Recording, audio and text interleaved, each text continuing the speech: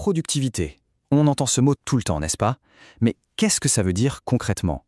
Oublions un instant les graphiques et les chiffres compliqués. Pensez-y plutôt comme le moteur caché, le cœur battant de l'économie d'un pays. C'est ce qui, au bout du compte, change vraiment notre vie de tous les jours. Alors la grande question, comment une économie grandit-elle pour de vrai? Je ne parle pas des hauts et des bas de la bourse qu'on voit aux infos, non, la vraie réponse, elle est ailleurs, dans une idée beaucoup plus simple et fondamentale. Et c'est ce qu'on va explorer ensemble. Imaginez un peu, un bonus surprise, mais pour toute l'économie. Eh bien, c'est exactement ça, un gain de productivité. C'est tout simple, c'est l'art de faire plus ou de faire mieux, avec exactement les mêmes moyens. Et attention, ce petit extra, ce surplus, il ne sort pas de nulle part, c'est le fruit de l'innovation, de nouvelles idées, de meilleures manières de travailler. Ok, voilà le plan de match. On va suivre le parcours de ce fameux bonus.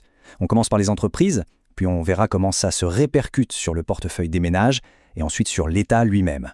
Et à la fin, on verra comment tout ça s'emboîte pour créer ce qu'on appelle un cercle vertueux. C'est parti. Alors, première étape, l'entreprise. C'est vraiment là que tout démarre, au cœur du réacteur économique. C'est l'entreprise qui crée ce gain de productivité.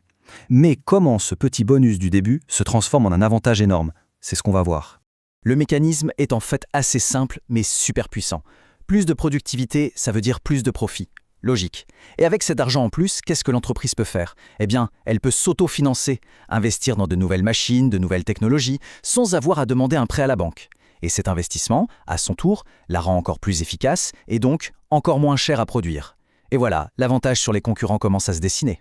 Le résultat de tout ça, les entreprises sont plus rentables, bien sûr, mais surtout, elles sont plus solides, mieux armées pour la compétition. C'est la première étape et elle est absolument cruciale. Mais ce n'est que le début de l'histoire, parce que maintenant, ce bénéfice va commencer à se diffuser dans toute l'économie. Et on arrive à la deuxième étape. Comment ce succès des entreprises atterrit-il chez les gens, dans les foyers? C'est là que ça devient très concret pour chacun d'entre nous. Et là, attention, c'est un double effet super positif pour les ménages. D'un côté, les entreprises qui vont bien, eh bien, elles peuvent mieux payer leurs employés, donc les salaires augmentent. De l'autre côté, comme elles produisent moins cher, elles peuvent aussi baisser leur prix de vente. Donc on a plus de revenus et des prix plus bas. C'est la combinaison gagnante pour ce qu'on appelle le pouvoir d'achat. Le pouvoir d'achat, c'est quoi au juste? C'est très simple, c'est la quantité de choses qu'on peut acheter avec son salaire. Si le salaire monte et que les prix baissent, forcément, le pouvoir d'achat grimpe en flèche. Et quand les gens ont plus de pouvoir d'achat, ils consomment plus. Et ça, c'est un véritable coup de boost pour toute l'activité économique. Bon, on a vu les entreprises, on a vu les ménages, mais il y a un troisième grand gagnant dans cette histoire, l'État. Et pour lui aussi, les effets sont assez spectaculaires. Là encore, la logique est implacable. Des entreprises qui font plus de profits payent plus d'impôts. Des salariés qui gagnent mieux leur vie payent plus d'impôts sur le revenu. Et une économie en bonne santé, c'est plus de gens qui travaillent, donc plus de cotisations sociales qui rentrent. C'est mécanique, les caisses de l'État se remplissent. Et avec tout cet argent en plus, que peut faire l'État? Il peut investir dans les routes, les écoles, les hôpitaux. Il peut aussi renforcer les services publics ou les aides sociales. Et chacune de ces dépenses, c'est un peu comme si on remettait du carburant dans le moteur de l'économie. Ça stimule encore plus l'activité. Ok, jusqu'ici, on a parlé de ce qui se passe à l'intérieur du pays. Mais maintenant, regardons au-delà des frontières. Parce que tous ces bénéfices, des entreprises plus fortes, des ménages qui consomment, un État qui investit, tout ça, ça donne un avantage énorme sur la scène mondiale.